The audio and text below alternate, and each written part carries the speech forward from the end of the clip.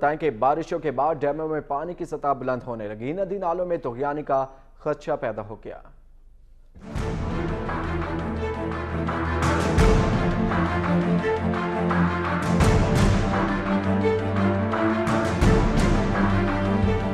ملک کے بڑے ڈیموں میں پانی کی سطح مسلسل بلند ہونے لگی۔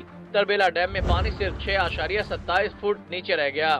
ڈیم میں پانی ذخیرہ کرنے کی صلاحیت 1550 فٹ ہے، جبکہ اس وقت ڈیم میں پانی کی سطح 1543 فٹ تک بلند ہو چکی ہے۔ منگلا ڈیم میں بھی صورتحال مختلف نہیں۔ ڈیم میں پانی ذخیرہ کرنے کی صلاحیت 1242 فٹ ہے، جبکہ پانی کی سطح 1233 فٹ تک بلند ہو گئی۔ ڈیم میں پانی ڈیڈ لیول سے 8.90 فٹ نیچے رہ گیا ہے۔